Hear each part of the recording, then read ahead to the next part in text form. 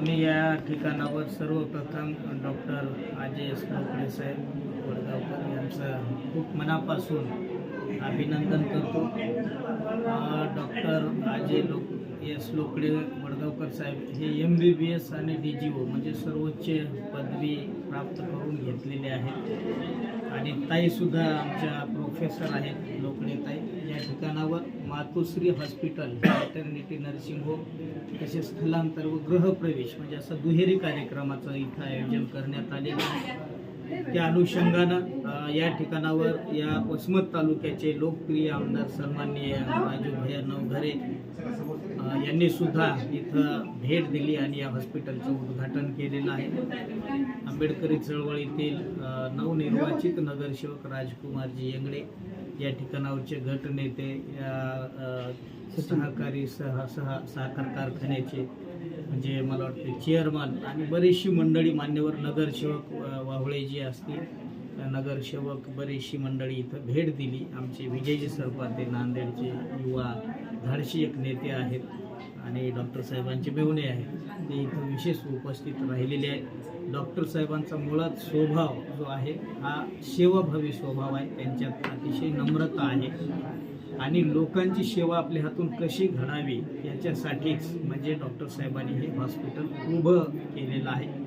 सर्व जाती धर्माच्या लोकांना इथं मुबलक सुख सुविधा इथं उपलब्ध होतील, सगळ्या गोष्टी इथं त्याने अवेलेबल केलेल्या आहेत। जेवढे आपल्या तालुक्यामधील जेवढेही रोगी असतील समजा किंवा आपल्या जवळपासचे कोणी नातेवाईक रोगी झालेले असतील किंवा भविष्यात कधी होतील तर आपण त्यांना सांगितलं पाहिजे की आपल्या हक्काचं हॉस्पिटल मातोश्री आता उभं राहिलेलं आहे आणि मुळातच डॉक्टर साहेबांचा हा स्वभाव सेवाभावी असल्या कारणाने रोग्यांची एकदम परिवारातल्या माणसासारखी सेवा झाल्याशिवाय इतर राहणार नाही असा आम्हाला आत्मविश्वास आहे। त्यामुळे या हॉस्पिटलची भरभराट व्हावी आणि या निवासामध्ये सर्व परिवारांना लोकडे परिवारांना सुख शांती इथं यश प्राप्त व्हावं अशी मंगल भावना व्यक्त करतो आणि डॉक्टर साहेबांना लोकडे ताईंना सर्व परिवारांना त्याच्या मनपूर्वक शुभेच्छा देतो। सर्वांचं मंगल। एप्रिल 2026 रोजी मातोश्री हॉस्पिटलचं जे काही आम्ही स्वप्न पाहिलेलं होतं की 5 वर्षापूर्वी आम्ही मातोश्री हॉस्पिटल गवळी मारुती मंदिर येथे चालू केलेलं होतं, मात्र त्या ठिकाणी जे काय आहे ते रेंटवर होतं म्हणजे किरायाच्या ठिकाणी।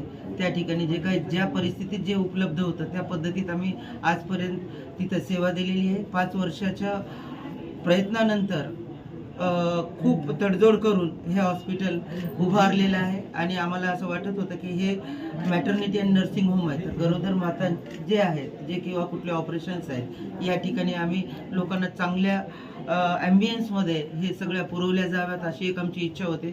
वसमतमध्ये आता सध्या आपण जे काही हॉस्पिटल केलेलं आहे हे स्त्रियांसाठीचं 20 बेडचं एकमेव असं सुसज्ज हॉस्पिटल आहे ज्या ठिकाणी प्रत्येक मातेला आपण ते जे म्हणतील नातेवाईक जसे म्हणतील तशा सुविधा उपलब्ध आहेत। AC रूम म्हटलं AC रूम, नॉन AC म्हटलं नॉन AC रूम, ज्या पद्धतीनं त्यांना सुविधा पाहिजे त्या पद्धतीचं आपण इथं उपलब्ध केलेलं आहे। त्याच्यानंतर सर्व ऑपरेशन्स इथं होतील, नॉर्मल डिलेव्हरी पण होतील आणि जे काही बऱ्याचशा तक्रारी असतात लेडीजच्या ते सुद्धा आम्ही इथं हे करणार आहेत आणि बरेच वेळेस नॉर्मल डिलिव्हरीसाठी प्रयत्न करत नाही असं बरेच लोकांचं म्हणणं होतं, मात्र आता या ठिकाणी आता आम्ही इथं स्वतःच राहणार आहेत तर 24 तास जोपर्यंत तिला त्रास सहन होईल तोपर्यंत आम्ही देणार किंवा जर ज्यांना वेदना रहित प्रसूतीचा एक प्रकार असतो ज्याच्यामध्ये त्यांना त्रास न होता आपण प्रसूती करू शकतो हे सुद्धा आपण इथं केलेलं आहे। दुर्बिणीचे ऑपरेशन सुद्धा आपण इथं करणार आहे।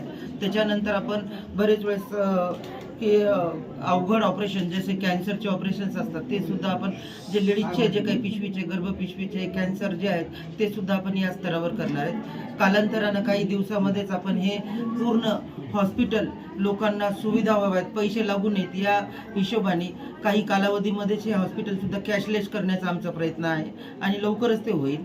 त्याच्यानंतर आपल्या इथे सोनोग्राफीची व्यवस्था सुद्धा काही कालावधीमध्ये आम्ही चालू करणार आहेत आणि हे सर्व सुविधा कॅशलेस करण्याचा आमचा विचार आहे जेणेकरून कुठल्याही रुग्णाला आर्थिक भुर्दण पडू नये याचा आमचा प्रयत्न राहील. विशेष सुविधा मी स्वतःच सांगतोय की ज्या ठिकाणी आता बाकीच्या हॉस्पिटलबद्दल तर मी काही बोलणार नाही. माझ्या हॉस्पिटलमध्ये मी स्वतः स्त्रीरोग तज्ज्ञ आहे आणि जे मला काम ज्याच्यात माझी डिग्री आहे मी तज्ज्ञ आहे तेच काम मी माझ्या हॉस्पिटलमध्ये करणार आणि जे मी माझी फॅकल्टी सोडून मी दुसरं काम करणार नाही. मुळात आता कसं आहे की आता शासनानं आपल्याकडे HPV लसीकरण केलेलं आहे. बरेच वेळेस काय असते पिशवीचं कर्करोग होण्याची शक्यता असतो.